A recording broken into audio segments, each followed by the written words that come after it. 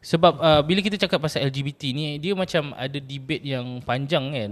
Ada orang kata ini adalah perasaan. Yelah, kita ada orang kata ini adalah nafsu semata-mata. Lepas tu ada orang kata ini adalah benda yang dia dibuat-buat dan sebagainya. So apa pendapat Mira tentang isu LGBT ni? Memang disengajakan ke ataupun genetic issue ke dan sebagainya? Okay. Kalau kita nak cakap pasal nafsu ni kan, straight ke, gay ke, lesbian ke, bisexual ke, tu pun nafsu juga. Faham tak? It's like something that we are born with. Bukan nak cakap nafsu songsang ni pun kita lahir bersama benda tu, tapi apa-apa perasaan kita ada ialah something that we cannot change. Maksudnya tak boleh control. Contohlah kita straight, kita suka, contohlah saya perempuan, saya suka lelaki. Benda tu ialah still, kalau kita tak boleh control, still salah lah benda tu. Sama juga dengan yang golongan yang songsang lah kan. They have feelings dekat same gender, tapi benda tu boleh control ke tak? Contohlah dia orang rasa macam tu, tapi dia orang tak buat apa-apa dengan perasaan tu. Sama je macam kita yang suka dekat different gender ni, kita tak buat apa-apa dengan perasaan tu. So nak cakap dibuat-buat tu, kenapa orang nak buat-buat perasaan tu? Faham tak? Maksudnya if it puts them into trouble, kenapa dia orang nak buat-buat perasaan tu? Perasaan tak menipu lah. Kita tak boleh tipu perasaan kita. Sebab ada kadang-kadang kan, kalau kita tengok macam budaya masyarakat kita kan, contoh cuba ada dia kata kat perempuan, cuba kau pikat lelaki tu, dan entah dia kau boleh ubah dia jadi suka perempuan balik. Apa pandangan Mira tentang benda macam tu? Susah. Okay, kita sendirilah kan, kita yang straight ni, kita semua straight kan? Kita semua straight kan? Semua ni dia tak kahwin. Okay. Ni belum lagi kan? Belum kahwin lagi. Kita suruh dia test. Tak ada try ngorak orang yang straight, yang sama jantina. Boleh ke kita buat macam tu? Betul. Gililah kan kita nak buat macam tu kan? Maksudnya sama juga macam mereka yang songsang ni, kita nak suruh ngorat. Contohnya, kalau dia tak ada perasaan preference ke orang tu, mungkin dia tak akan rasa apa-apa pun. Kalau saya samakan dengan makanan kan, saya suka makan nasi lemak contohnya. Ada orang yang tak suka makan nasi lemak. Kita paksa orang tu makan nasi lemak. Adakah dia akan enjoy benda tu? Betul. Terpaksa. Terpaksa lah.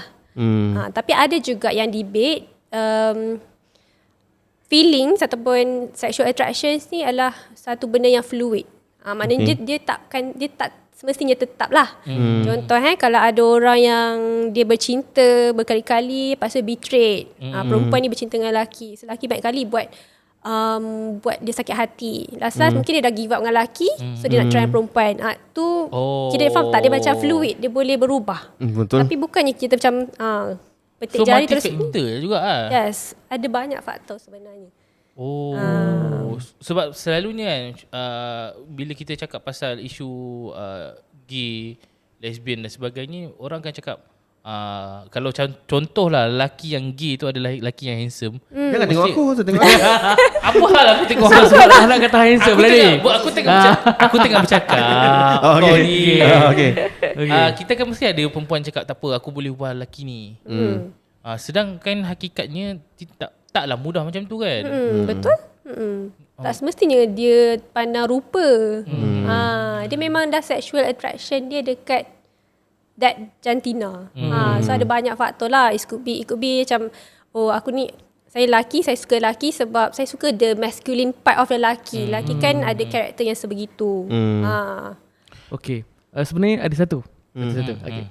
Dia macam tadi kan Mira ada cerita tentang kadang-kadang yang berlaku di antara orang-orang yang ada jadi lesbian ke gay ke, dia berpunca daripada suatu ketika dia pernah mengalami fasa-fasa heartbroken, sakitnya hati. Adakah benda tu kan ada setengah orang menganggap dia adalah satu luka lama juga, trauma yang menyebabkan dia berubah dari menjadi seorang straight kepada seorang yang macam tu.